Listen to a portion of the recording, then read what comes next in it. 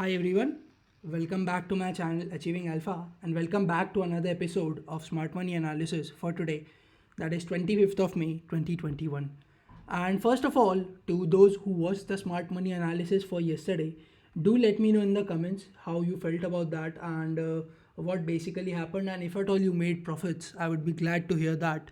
And see, we need to understand that only one day it happened that we had forecasted something else and something else happened entirely. And you need to understand that there could be sudden news in the market which can make market to deny technicals, deny data, and just pick up its own pace. And that day the news came about the RBI giving some 99,000 crores to the central government. And if at all that sudden news will come, even FIIs will have to do short covering in order to protect basically their capital. So that's what we saw. And again, yesterday only I told you that today could be a bearish day based on the data because the activity in both futures and options was not looking good to me. And that's what we saw, profit booking from the moment market opened.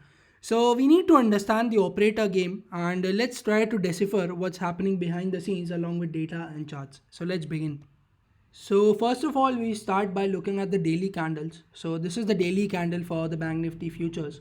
And you will see that the volume is decent. It's about the 20-day moving average of the volume.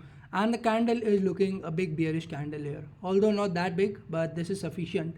And Bank Nifty made a low of, if we have a look at the spot. So Bank Nifty made a low of roughly about 34,410, and it was clearly weak from the moment we started the market. And if you have a look at the daily candle of Nifty, so we'll see an open equals to high kind of a situation which itself demonstrates the kind of selling pressure under which Nifty was today. And Nifty made a low of 15,163. The good part or the positivity about the closing today is that the closing is above yesterday's close and it's above 15,200. So that's the positive part. But what has been the activity from the smart money today, that we'll see once the data is out. But as of now, again, this is looking bearish to me. And India VIX at one time was about 21. Now you could imagine that. And if I show you the intraday chart, so I have seen this pretty common pattern across many days now, that you have one candle which is this big and then you have the next candle which is this big and it's red. So I'm not really sure why this happens. Would be great to find out. If at all any of you know why is it happening, do let me know in the comments and I'll be happy to learn from you. And dollar has again seen some decline, and that's the reason that Nifty and Bank Nifty are gaining strength.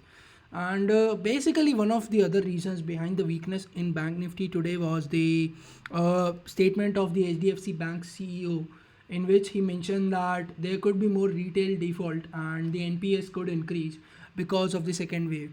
And I really appreciate the guts and the honesty that this guy has, because a lot of promoters will do a lot of things and tell false things to the media so that their stock prices are going up. But this guy was very much honest, and see, someone needs to speak out. He spoke out, and that's really good because see, we all know the situation on the ground. But if at all banks are reducing the provisions in their results and showing good results, that doesn't mean that the situation on ground is good. Yes, I do agree with him that the NPAs going forward are going to increase, because India, when the second wave came, we were shattered both from an economic perspective and of course the health as well. So people were basically dying. There were more number of deaths, more number of people getting sick, and everything which was not good for the country. So yeah, let's look at the option chain and what happened there. So this is the option chain. Okay, this is for SBI. By the way, I bought the 410 put option of SBI at 2.7, kind of a hero zero trade. And the reason was simple because, okay, this is June. Let me switch to May.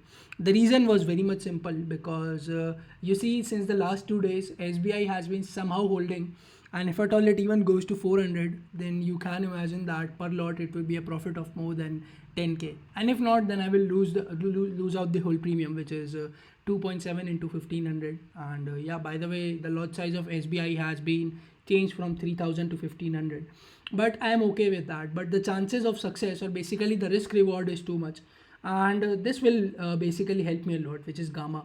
So you will see that you have a really good gamma here which can help. So if at all even SBI tries to retrace back to 400, I will make some really good profit in this trade. And interestingly, you will see that around 60.8 lakh call open interest is still intact, and it is in fact more than the put open interest.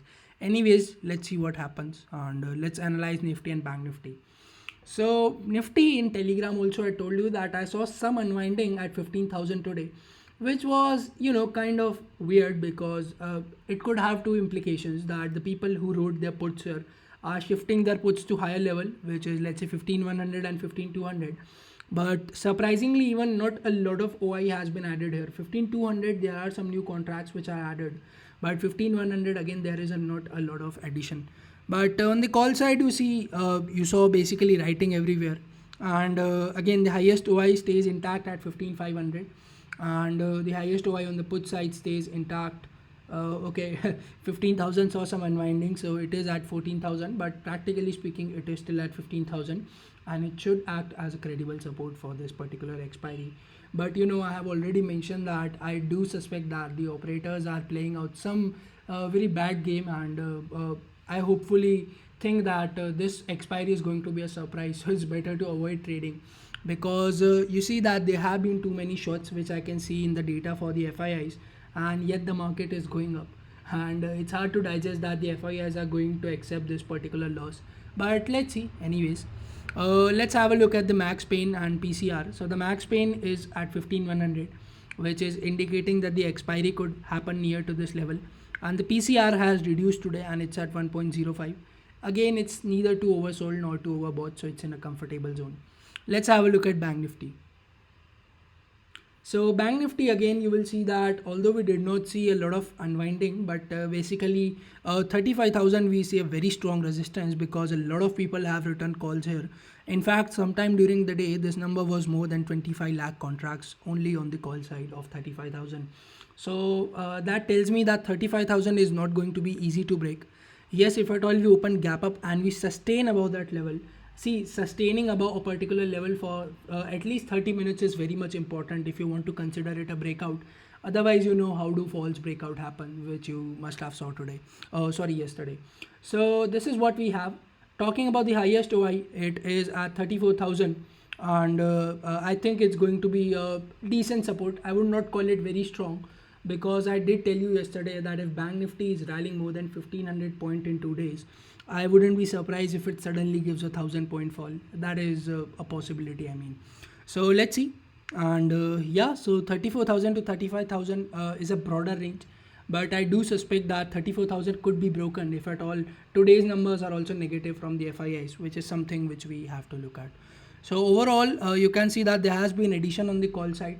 There has been addition on the put side as well, but not that much. But let's see how do things turn up, and we need to be very much careful about this particular expiry. I'm repeating this again. So let's have a look at the global cues. Okay, so here are the global cues. Dow Jones again is looking mildly strong, not too strong, and Nasdaq and S&P are also looking mildly strong. Let's see how do things turn up. DAX has given up from the top, so it made a high of roughly about 15,600, and the last traded price you can see is at around 15,525. And even FTSE has started to give up from the top, so you will see that it's about roughly 30 points down from a high of 71, and we'll see what happens. And if I basically show you the chart of Dow Jones, so you will see that it has been following this particular trend line. I'm talking about this one. So you will see that we haven't really closed. Okay, we did try to close, but not decisively below this hourly trend line, and we'll see what happens. And if at all we close below this, then I do suspect that some weakness could trigger. So this was the Dow futures chart, and let's even have a look at the DAX chart once, and try to understand what's happening here. Again, this was one such trend line which DAX was following again on an hourly chart. Seems like it has closed below this particular trend line, and 530, as I told you, happens to be a very good resistance. So let's see how do things turn up. As of now, it's looking weak, or maybe this could be a minor pullback, and it continues its journey towards the upward side. But let's see. Although it made a 52-week high here, which is roughly around 15,600, but we'll have to see how do things turn up, and how do US markets in particularly perform for tonight. So yeah, this is it for now. The data is not out yet. Once that is out, I will combine it with this particular video, and yeah, we'll update it then. Yeah. The numbers for the cash market are out, and once again FIIs have bought today in the cash market worth 960 crores, and the DIIs have sold about 560 crores. And a lot of you might get overexcited looking at this particular figure. Okay, it's positive, but I would still call it neutral. Why? Because you need to understand that when these guys are selling, they are selling heavily in four digits, and the buying hasn't been that intense. And another thing which we need to understand is that the FIIs will basically have to hedge their position somehow. So if at all they are buying in cash, so we saw that if they're buying in cash, their position in derivatives is negative. They won't try to play it all at one side unless they are very confident. So that does happen, but only when they are super confident. And we really need to understand that if at all I combine the last 4 days of buying, more than that much they can sell in one single day. So that is something that which we need to keep at the back of our minds. And this is okay, this is positive in the cash market, but I would not be very much over optimistic at the moment. And the data from derivatives we are yet to look, so that hasn't been out yet. So we'll have a look and we'll try to decipher what's happening there. And this is what we need to understand, and also these people are experts at creating illusions. So I'm sure that you must have experienced it by now, that these people are really the masters at creating fake breakouts and illusions and whatnot. Let's first have a look at SGX Nifty. So SGX Nifty is currently trading around 30-40 points gap down in the T+1 session. So there's basically two sessions, the one from morning to afternoon, which is the T session, and the one from evening to basically night, that is the T+1 session in SGX Nifty. So this is around 15,214 as of now, and let's try to analyze the data from the derivatives and what's the activity of FII there. So here is the data for the derivatives. The net long in the index futures has increased by roughly about 3%. And interestingly, you will see that today FIIs have added longs and shorts both. But you can see that they have added about 20,000 longs and roughly about 8,000 short contracts in the index futures, which is hinting that this is positive from this particular end. Although the net numbers in the index futures is still around 55k, but again we need to also consider the longs. So index futures looks positive.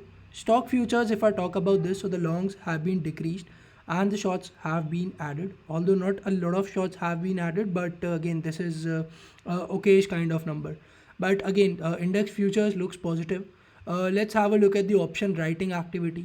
So there is a little change. What I did was, along with the percentages, I also basically included what was the exact number of contracts that were added or removed. So we'll see that the put shorts in the index have increased by roughly about 6.6%. And in terms of absolute number of contracts, these are the increase in the put shorts. And the call shorts have been increased by roughly about 5.7%. And these are the number of contracts. So this looks positive, not a largely positive, but again this is positive on a net basis in the option writing.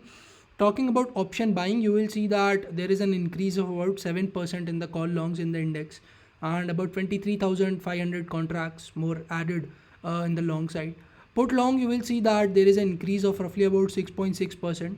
Although in terms of percentages this is less, but the number of contracts added are almost similar. But again overall I would call this bullish. So both option writing and option buying are looking bullish. The index futures is looking bullish, and the net position has increased by about 3%, that is also bullish. So it looks like the FIIs are bullish for tomorrow, but still the concern is these number of shorts, and this can be a concern for the next month, which is June. But anyways, let's see. As on date it is looking positive, the data is positive, and we can expect some positive momentum. Although the option activity is not heavily one-sided, so I cannot rule it out and say that the index will surely go up. But again we need to see. Another observation is that these many number of longs haven't been added yet in the index in the month of May. So you will see that the highest net long contracts that we has was around 75k, but this is like extreme bullishness. So this is 91,000 contracts, and we need to understand that at some point on the other, the profit booking from these longs will also happen. And I hope you remember the 40-70 rule. So we have reached 62. Again, there is a lot of room for upside, but as on date, this is looking positive, and we can expect that the positive momentum should continue in the market. And because the cash activity from FIIs is also positive, and this is also positive. So this is the verdict for today. And yeah, this is it for this video then. Hope you enjoyed this particular video. If you did, please consider pressing the like button. And if you're new here and coming here for the first time, subscribe to this channel for more such content. Thank you so much for sticking around till the end. Have a good day, take care, and bye bye.